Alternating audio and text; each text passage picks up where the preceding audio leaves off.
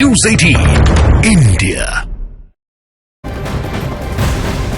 और आज की एक और सबसे बड़ी खबर आपको बता दें, कांग्रेस पार्टी छोड़ने की अटकलों के बीच मध्य प्रदेश के पूर्व मुख्यमंत्री कमलनाथ दिल्ली में ही मौजूद हैं। कमलनाथ की दिल्ली पहुंचते ही बीजेपी में शामिल होने की अटकलें और तेज हो गई हैं। बताया यह जा रहा है कि कमलनाथ अपने सभी कार्यक्रमों को रद्द करके दिल्ली पहुंच गए हैं। हालांकि कमलनाथ ने अब तक कांग्रेस पार्टी से इस्तीफा नहीं दिया है। बावजूद इसके माना यह जा रहा है कि कमलनाथ और उनके बेटे नकुलनाथ बहुत जल्द भारतीय जनता पार्टी में शामिल हो सकते हैं। ये सबसे बड़ी खबर है। कांग्रेस पार्टी छोड़ने की अटकलें लग रही थी, लेकिन इन सब के बीच में मध्य प्रदेश के पूर्व मुख्यमंत्री कमलनाथ दिल्ली पहुंच गए। मैं आपको ये भी बता दूं कि सारे कार्यक्रम उन्होंने रद्द कर दिए हैं और उनके दिल्ली पहुंचते ही ये अटकलें और तेज हो गई हैं। माना यह जा रहा है कि वो और उनके बेटे भारतीय जनता पार्टी में शामिल हो सकते हैं। हालांकि कमलनाथ ने अब तक अपने पत्ते नहीं खोले हैं। बीजेपी में शामिल होने के न्यूज 18 इंडिया के सवाल पर कमलनाथ ने कहा कि समय आने पर जानकारी दूंगा। दरअसल अटकलें ये लगाई जा रही हैं कि कमलनाथ अपने बेटे नकुलनाथ के साथ कांग्रेस छोड़कर बीजेपी में शामिल हो सकते हैं। ये आप लोग कह रहे हैं जी, आप लोग एक्साइट हो रहे हैं। मैंने कहा मैं तो एक्साइट नहीं हूँ इस तरफ या उस तरफ। पर बात ये है जी। अगर ऐसी कोई बात होगी मैं आप सबको सबसे पहले खबर करूँ। ये आप लोग कह रहे हैं जी, आप लोग एक्साइट हो रहे हैं। मैंने कहा मैं तो एक्साइट नहीं हूँ इस तरफ या उस तरफ। पर बात ये है कि अगर ऐसी कोई बात होगी मैं आप सबको सबसे पहले खबर करूँ। अब कमलनाथ भले ही अभी अपने पत्ते ना खोल रहे हो, लेकिन खबर तो यह है कि उनके साथ नकुलनाथ और कई सारे कांग्रेस के नेता भारतीय जनता पार्टी में शामिल हो सकते हैं। हालांकि कांग्रेस इसे कोरी अफवाह बता रही है। दूसरी तरफ वीडी शर्मा का यह कहना है कि बीजेपी नेतृत्व पर विश्वास रखने वाले हर शख्स का स्वागत है। वो छिंदवाड़ा में है और जिस व्यक्ति ने अपने राजनीतिक जीवन की शुरुआत नेहरू गांधी परिवार के साथ उनके पीछे साथ में खड़े होकर उस समय लड़ी थी जब पूरी जनता पार्टी उस केंद्र की सरकार इंदिरा जी को जेल भेज रही थी, उस आदमी को आप कभी उम्मीद भी कर सकते हो कि ऐसा आदमी कभी कांग्रेस और सोनिया गांधी जी के परिवार को छोड़ के जाएगा, इंदिरा जी के परिवार को छोड़ के जाएगा? आपको उम्मीद भी नहीं करना चाहिए। अब ये तो कमलनाथ जी से आपको ही पूछना पड़ेगा। भारतीय जनता पार्टी ने सैद्धांतिक तौर पर अगर किसी को लगता है कि भारतीय जनता पार्टी के नेतृत्व में उनकी नीतियों पर विश्वास करते हुए हमारे नेतृत्व के ऊपर जिनका विश्वास बनता है, तो ऐसे लोगों के लिए दरवाजे खुले हैं। तो देखिए, कांग्रेस भले ही कमलनाथ को लेकर चल रही खबरों को अफवाह बता रही है, लेकिन इसी से जुड़ी दूसरी बड़ी खबर यह है कि कमलनाथ के बेटे नकुलनाथ और एमपी कांग्रेस के एक और सीनियर नेता सज्जन वर्मा ने अपने एक्स प्रोफाइल से कांग्रेस शब्द को हटा लिया है। कमलनाथ के साथ जाने के सवाल पर सज्जन वर्मा ने कहा कि 40 साल साथ काम किया है। अगर कमलनाथ का अपमान होता है तो मैं उनके सम्मान के लिए किसी भी हद तक जा सकता हूं। ये दो तस्वीरें इससे जुड़ी हुई, आप देखिए क्यों ये अटकलें तेज हैं। इन तस्वीरों को देखकर आप समझ सकते हैं।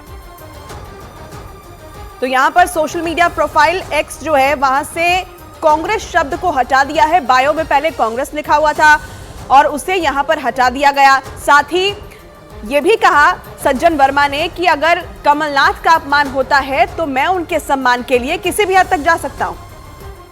अभी तो ऐसा कोई निर्णय हुआ नहीं है कि कमलनाथ जी चले गए हों। अभी अटकलें मात्र हैं।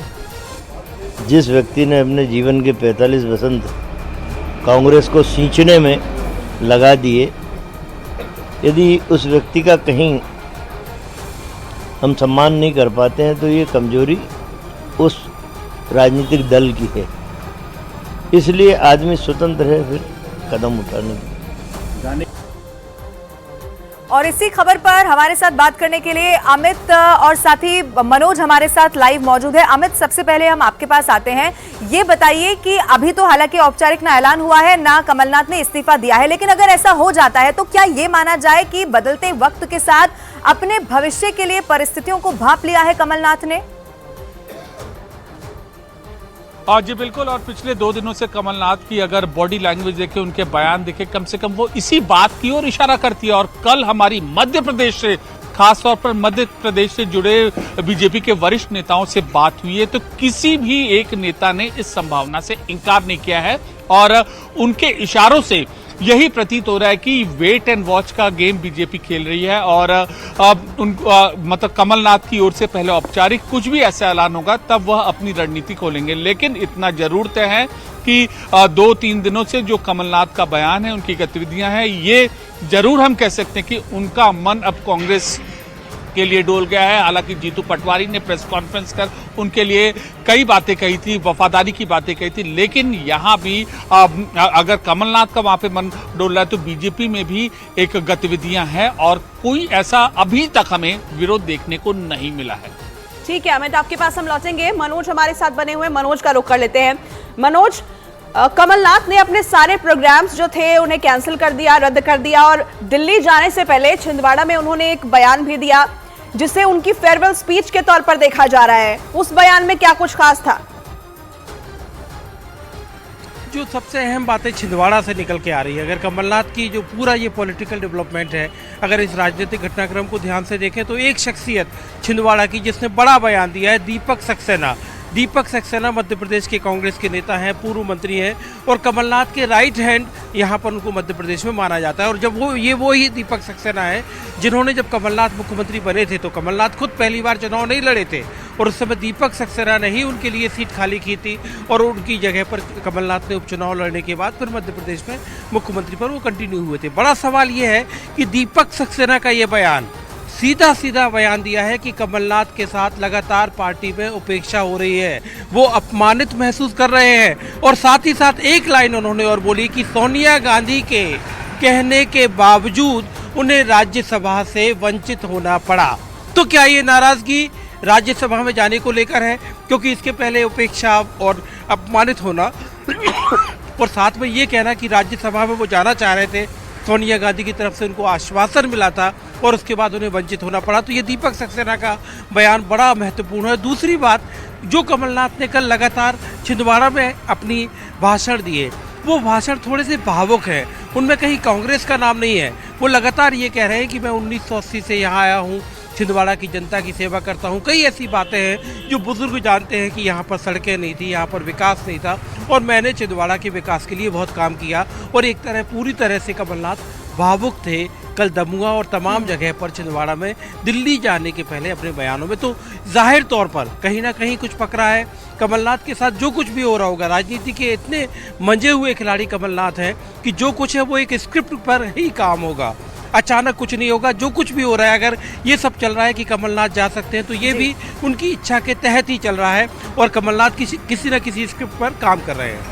ठीक है, आप बने रहिए हमारे साथ, हम लौटेंगे आपके पास। लेकिन कांग्रेस पार्टी अब दूसरी तरफ लगातार ये दावा कर रही है कि कमलनाथ कांग्रेस के सीनियर नेता हैं और वो ऐसा कर ही नहीं सकते। दूसरी तरफ भारतीय जनता पार्टी का ये कहना है कि कांग्रेस में सीनियर नेताओं को अपना अपमानित महसूस कराया जाता है, बार बार उनको अपमानित किया जाता है और पहले भी कांग्रेस के कई बड़े नेता पार्टी छोड़ चुके हैं।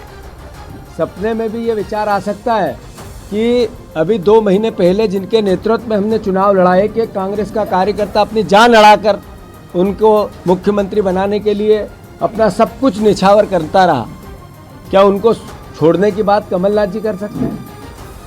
कभी सपने में भी आप सोच सकते हैं कि जब सिंधिया जी जा रहे थे, सरकार गिरा रहे थे, तब हमारे जैसे लोग पुलिस के और उनके गुंडों के डंडे खा रहे थे कमलनाथ जी को मुख्यमंत्री बनाने के लिए जगह जगह, वो हमें छोड़ के जा सकते हैं? कांग्रेस पार्टी को छोड़ के जा सकते हैं? मैं फिर से, जैसा कि अफवाहें हैं, राज्यसभा का चुनाव में अशोक सिंह जी का नाम कांग्रेस पार्टी में आदरणीय कमलनाथ जी ने प्रस्तावित किया था और उसी के आधार पर हम सब विधायकों ने भी किया था, हमारे पूरे नेतृत्व ने एक साथ मिलकर किया था और सर्वसम्मति से अशोक सिंह जी को राज्यसभा भेजा गया। और यही कारण है कि वो एकमात्र कांग्रेस के उम्मीदवार आप सबके बीच में। तो मैं फिर से, ये खबरें निराधार हैं। जिस प्रकार का दंभ भरा आचरण राहुल गांधी इस पूरे गांधी परिवार का है और साथ ही परिवारवादी राजनीति में सब होता भी है। तो कुल मिलाकर जहाँ पर जनाधार वाले लोगों को अपमानित महसूस कराया जाता है, बार बार उनको अपमानित किया जाता है।